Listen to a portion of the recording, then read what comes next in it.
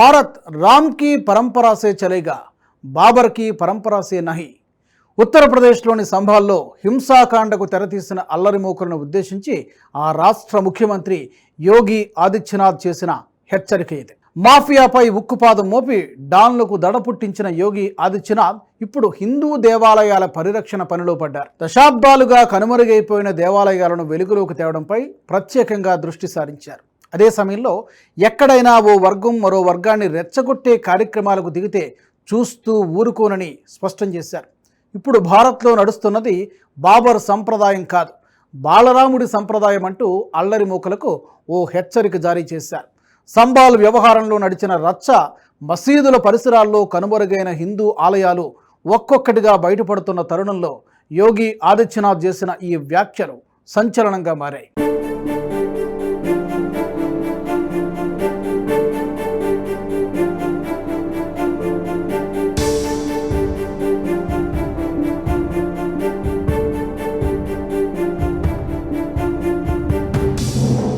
నిజానికి 7 ఏళ్ల క్రితం వరకు ఉత్తరప్రదేశ్ పేరు చెబితేనే ఇతర రాష్ట్రాల ప్రజలు అనుమానంగా చూసేవారు. అసాంఘిక శక్తులకు అడ్డాగా, మాఫియాకు డెన్గా మారిన ఆ రాష్ట్రానికి వెళ్లాలంటేనే అప్పట్లో ఇతర ప్రాంతాల ప్రజలకు దడ పుట్టేది. ఎప్పుడు ఎక్కడి నుంచి మాఫియా దాడులు చేస్తుందోనన్న భయం, ఎక్కడి నుంచి కాల్పులు జరుగుతాయోనన్న ఆందోళన అనునిత్యం వెంటాడేది. దీంతో యూపీలో ఉద్యోగం అంటేనే 1కి 2 సార్లు ఆలోచించుకునేవారు ప్రభుత్వ అధికారులు. ఇక ముజఫర్నగర్, మొరాదాబాద్, అలీగఢ్, బిజ్నోర్, కాస్గంజ్, షహరాన్పూర్, సంబాల్ పేర్లు చెబితే అక్కడ అడుగు పెట్టేందుకే గజగజ వణికే వాళ్ళు ఇతర ప్రాంత ప్రజలు. 1 కాదు 2 కాదు, లెక్కకు మించినన్ని అల్లర్లు, గొడవలు, దారుణాలు, హింసాకాండాలకు ఉత్తరప్రదేశ్ ఫేమస్ అన్న పేరును మూటగట్టుకుంది. అలాంటి ఉత్తరప్రదేశ్ ఇప్పుడు అభివృద్ధికి దిక్సూచిగా మారిపోయింది.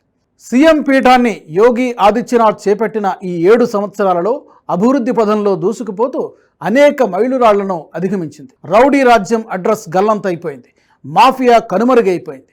దేశంలో దాదాపు 20% జనాభా కలిగిన ఉత్తరప్రదేశ్లో అనేక సంక్షేమ కార్యక్రమాల్లోనూ వేగంగా అమలు చేశారు Yogi. National Crime Records Bureau NCRB గణాంకాల ప్రకారం చూస్తే 2017 నుంచి ఇప్పటి వరకు ఉత్తరప్రదేశ్లో మత ఘర్షణలు 99% నుంచి 97%కి తగ్గాయి. 2012-2017 మధ్య యూపీలో 815 మత ఘర్షణలు జరిగి 192 మంది ప్రాణాలు కోల్పోయారు. 2007-2011 మధ్య 66 మత ఘర్షణల్లో 121 మంది ప్రాణాలు పోగొట్టుకున్నారు. ఇక మౌలిక వసతుల కొరతతో కొట్టుమిట్టాడుతున్న ప్రధానికానికి వసతుల్ని కల్పించారు.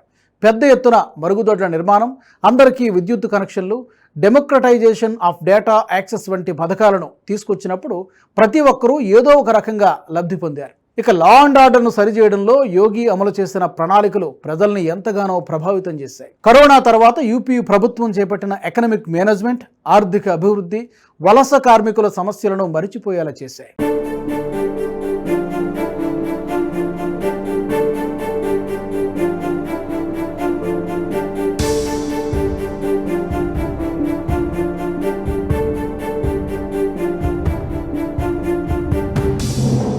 ఇక అభివృద్ధిలో ఇతర ప్రాంతాలకు దిక్సూచిగా మారిన ఉత్తరప్రదేశ్కు సాంస్కృతిక పునరుజ్జీవనం, వారసత్వ ఆలయాల పరిరక్షణకు కంకణం కట్టుకున్నారు యోగి ఆదిత్యనాథ్.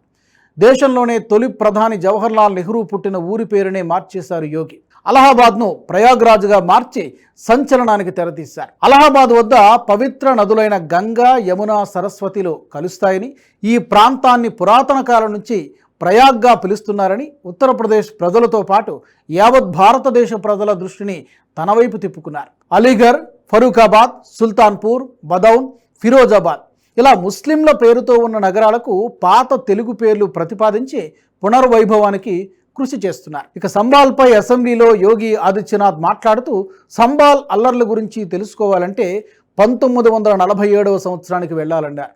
1947 నుంచి చూస్తే సంబాల్ అల్లర్లకు వేదికైందని, 1974లో 184 మంది హిందువులను సజీవ దహనం చేశారని, 209 మంది హిందువులను చంపేశారని గుర్తు చేశారు. ఇక ఇటీవల చోటు చేసుకున్న సంబాల్ హింసాకాండ అనేక ప్రశ్నలను లేవనెత్తుతోందని, రాళ్లు రువ్వుని వారు ఎవరైనా సరే విడిచిపెట్టేది లేదని హెచ్చరించారు.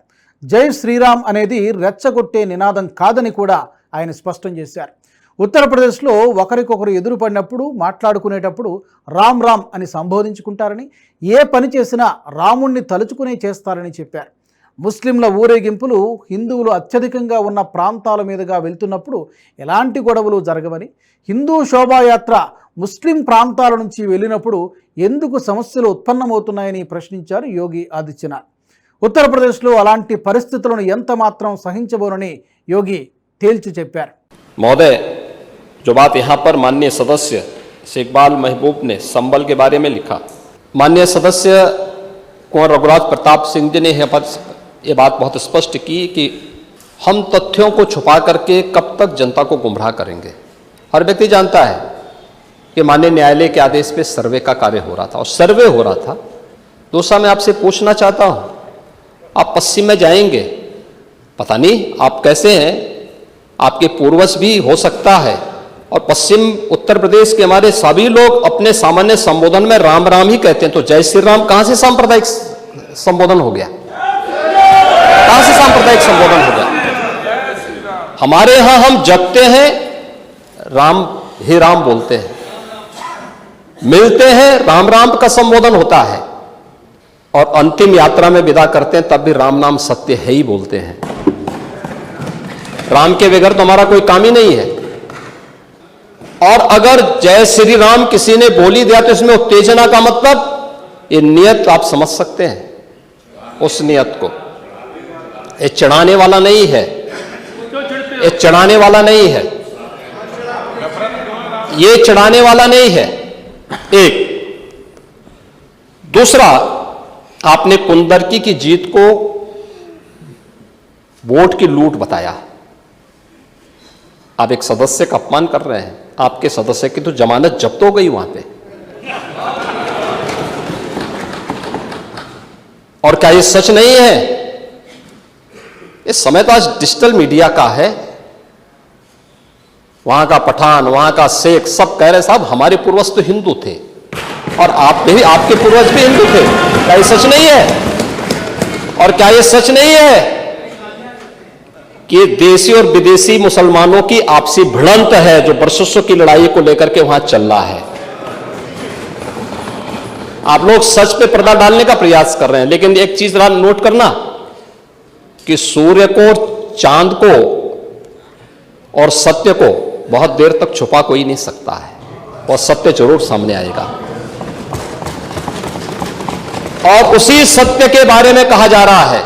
మొత్తం మీద సంబాల్ వ్యవహారంతో ఉత్తరప్రదేశ్లో కనుమరుగైన హిందూ దేవాలయాలకు పునరుజ్జీవం మొదలైంది.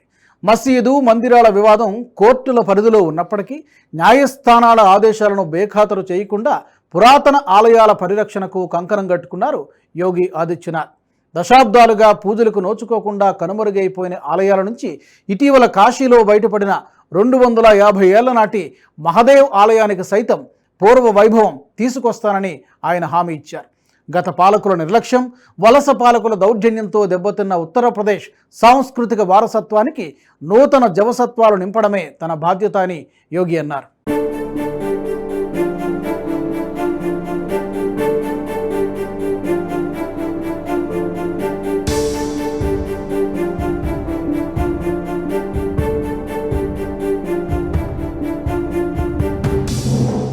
ఈ వీడియో మీకు నచ్చినట్టయితే లైక్ చేయండి, 10 మందికి షేర్ చేయండి. అలాగే కామెంట్ల రూపంలో మీ అభిప్రాయాలను మాతో పంచుకోండి. Nationalist hub group of channels ను సబ్స్క్రైబ్ చేసుకుని తెలుగునాట జాతీయవాద జర్నలిజాన్ని ప్రోత్సహించండి. ఈ వీడియో కింద ఉన్న బెల్ ఐకాన్ పై క్లిక్ చేయడం మర్చిపోవద్దు.